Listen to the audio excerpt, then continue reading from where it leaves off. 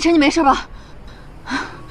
कहानी वहीं ख़त्म हुई थी जब ही चैन और ली जियांग का आमना सामना हुआ था। अब हम आगे की कहानी की तरफ बढ़ते हैं।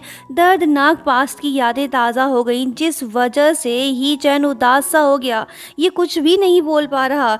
जब शिनी इससे पूछती है कि क्या तुम ठीक हो, तो वो इसे कोई जवाब नहीं देता और वहाँ से चला जाता है। बाद में मैनेजर लिनशू शिनी को बताने लगती है कि कुछ मंथ्स पहले रेसिंग के दौरान ही चैन से एक्सीडेंट हो गया। कई कार्स आपस में टकरा गए थे। इसी वजह से ली जियांग बुरी तरह से इंजर्ड हुआ था। अब वो ठीक होके वापस लौट आया है। साफ दिख रहा है कि ली शेंग आखिर क्या चाहता है। वो ज़रूर ली जियांग को ही चैन के अगेंस्ट यूज़ करने वाला है। इसकी बातों ने तो शिनी को कंफ्यूज कर दिया है। पूछने लगी कि भला दो भाई एक दूसरे के दुश्मन कैसे हो सकते हैं। मैनेजर लिनशू से बताती है कि वो दोनों स्टेप ब्रदर्स हैं। ये बात सुन के शिनी को अंदाज़ा हो गया है कि आखिर दुश्मनी की वजह क्या है। ही चैन मासूम तो उसका भाई शैतान, ज़रूर कुछ तो बुरा होने वाला है। मैनेजर इसे ये भी बताती है कि एक्सीडेंट के बाद ही चैन सदमे का शिकार हो गया। बस उसी दिन से वो अपना बेस्ट नहीं दे पा रहा और ना ही रेसिंग में कंसंट्रेट कर पा रहा है। ऊपर से ली जियांग जानबूझ के इसके सामने आया ताकि वो उसे डिमोटिवेट कर सके। शिनी को सारी बात समझ आ गई। अब इसके पास आगे बढ़ने का सुनहरी मौका है। अगर ही चैन रेस से आउट हो जाता है तो ये आसानी से वर्ल्ड चैंपियनशिप में पार्टिसिपेट कर सकती है। अब देखना ये होगा कि क्या ये अपने लिए सोचती है या फिर ही चैन का साथ देती है। वो मैनेजर से बोलने लगती है कि ही चैन काफ़ी हार्ड वर्किंग कर रहा है, मुझे उस पर यकीन है, हम साथ मिलके आगे बढ़ेंगे। मतलब कि इसने डिसाइड कर लिया है कि ये ही चैन को अकेला नहीं छोड़ेगी, उसका साथ देगी। इसने बिल्कुल ठीक किया। लेकिन दूसरी तरफ खतरनाक भैया जी प्लानिंग करने में बिजी हैं। दुश्मन का दुश्मन दोस्त होता है, यहाँ भी कुछ ऐसा ही सीन है। देखते हैं क्या भैया जी ही चैन को रास्ते से हटाने में कामयाब हो पाते हैं या नहीं। नेक्स्ट सीन में हम शिनी और ही चैन को साथ में देखते हैं। दोनों एक दूसरे से जानने की कोशिश कर रहे हैं कि आखिर इन्हें रेसिंग में इंटरेस्ट कब से हुआ। शिनी को बचपन से ही रेसिंग का शौक था। कंपटीशन में जो थ्रिल होता है वो इसे काफी पसंद है। ही चैन की भी सेम कहानी, पर इसके दुश्मन कुछ ज्यादा हैं। वो शिनी से बोलने लगता है कि तुम मेरी फिक्र मत करो, मैं ग्राउंड पे टिका रहूंगा, कहीं भागने वाला नहीं। शिनी बोलती है कि ये हुई ना बात, सुन ही चैन, मुझे तुम पे यकीन है, मैं तुम्हारे साथ हूँ, हम साथ मिलकर जरूर जीतेंगे। ही चैन हंस के बोलता है कि ओ अच्छा, लेकिन चैंपियन तो हम में से सिर्फ एक बनेगा। हम टीममेट्स होने के साथ साथ राइवल्स भी हैं। अगर मैं जीता तो तुम जेलस मत हो ना। शिनी बोलती है कि मिस्टर ड्राइवर जी ज़्यादा ओढ़ो मत, अभी कुछ भी डिसाइड नहीं हुआ।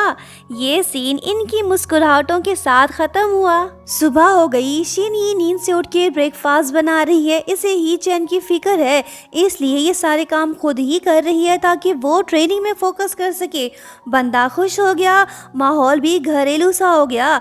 दांत साफ करते वक्त ही चैन बोलने लगता है कि शिन्नान, अगर तुम लड़की होती तो मैं तुमसे शादी कर लेता।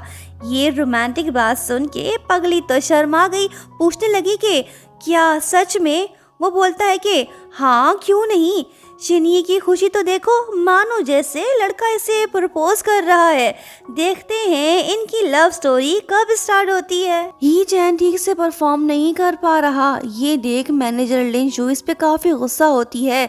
ये इसे वार्न करके चली गई। ही चैन उदास हो गया। पास्ट की यादें भी ताज़ा हो गई। एक गलती इंसान को ज़िंदगी भर पछताने पे मजबूर कर देती है। ये भी पछता रहा है, लेकिन वो गलती इसने जानबूझ के नहीं की थी। ही चैन का ध्यान भटका हुआ है। चलते फिरते पता नहीं ये कैसे रोड के बीच आकर खड़ा हो गया। सामने से एक कार तेजी से इसकी तरफ आ रही है। कार में बैठा बंदा हॉर्न भी बजा रहा है, लेकिन फिर भी ये नहीं हट रहा। थैंकफुली शिनी सही टाइम पे पहुंच गई। उसने इसे बचा लिया। पूछने लगती है कि क्या तुम ठीक हो ना। वो बोलता है कि हाँ, तुम्हारा शुक्रिया। वो बोलती है कि ही चैन, हम टीममेट्स हैं। मुझे पता तो नहीं कि तुम्हें कौन सी बात परेशान कर रही है। अगर तुम मुझे कुछ बताना चाहते हो तो मैं तुम्हारी हर बात सुनने को तैयार हूँ।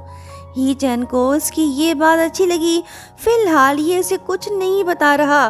दोनों वापस तो लौट गए, लेकिन ही चैन का डर अभी भी खत्म नहीं हुआ। इसने फिर से गलती कर दी। कोच इस पे गुस्सा हो गया। ये भी अपनी जगह पे ठीक है, अगर रेसिंग के दौरान एक भी गलती हुई तो जान भी जा सकती है। शिनये को बुरा लग रहा है। ये ही चैन को अपने साथ बाहर ले गई ताकि इसका मूड ठीक हो सके। शिनये पूरी कोशिश कर रही है कि ही चैन दुखी ना हो। जितना ये सैड होगा उतनी ही इसकी परफॉर्मेंस खराब होगी। रेसिंग में गलती की कोई गुंजाइश नहीं, एक गलती और खेल खत्म। शिनये की वजह से ही चैन का मूड फिर से सही हो गया। वो इससे बोलने लगती है कि चलो रेसिंग करते हैं, अगर तुमने मुझे कैच किया तो समझो मैं हार गया, फिर मैं तुम्हारा एक रिक्वेस्ट भी एक्सेप्ट कर लूँगा। ही चैन मान गया। शिनये इसका हौसला बढ़ा रही है। लड़की दिल की अच्छी निकली। फिलहाल ये अपना और अपने भाई के ड्रीम को चेस नहीं कर रही, ये ही चैन का पूरा साथ दे रही है। दोनों ने सारा दिन साथ में बिताया। ही चैन शिनये को थैंक्स बोलता है, पर वो बोलती है कि थैंक्स तो मुझे बोलना चाहिए क्योंकि तुमने मेरे साथ समय जो बिताया।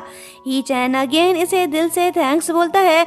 अगर ये ना होती तो बंदा डीमोटिवेट होके रेस से ही आउट हो जाता। इसने इसे हग कर लिया। बोलने लगता है कि तुम मुझसे गेम में हार गए थे, सो अब तुम्हें मेरी एक रिक्वेस्ट को पूरा करना होगा। मैं चाहता हूँ कि तुम पीछे मत हटो, मेरा साथ देते रहो। शिनये भी इसे चिढ़ाने लगी। बोलने लगी कि कौन सा प्रॉमिस, मुझे तो कुछ भी याद नहीं। कुछ देर इसे तपाने के बाद वो बोलती है कि ओके डियर, मैं तुम्हारा ये रिक्वेस्ट एक्सेप्ट कर लेता हूँ।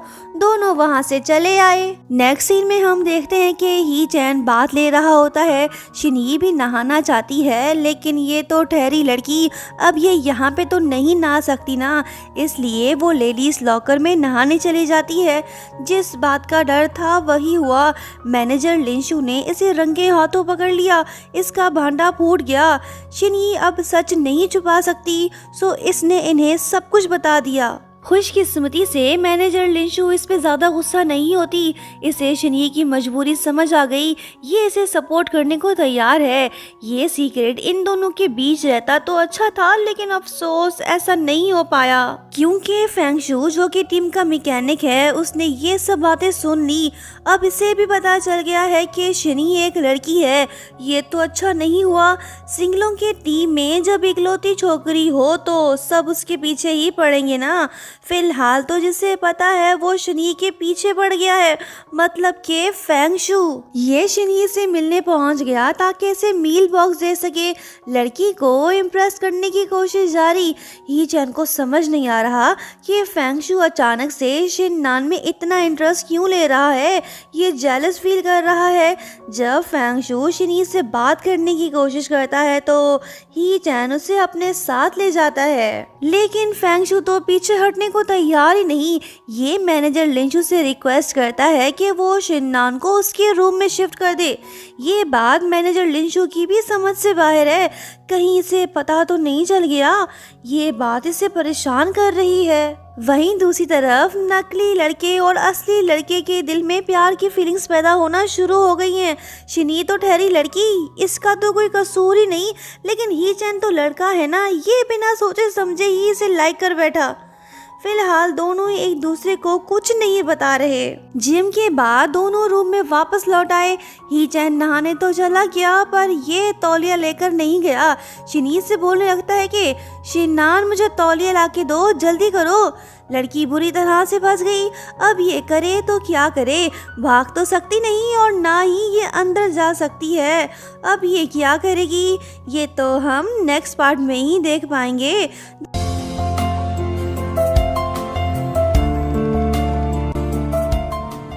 दोस्तों लाइक शेयर सब्सक्राइब और हाँ, प्यारा सा कमेंट करते हुए जाना। Thank you so much for watching. Bye bye.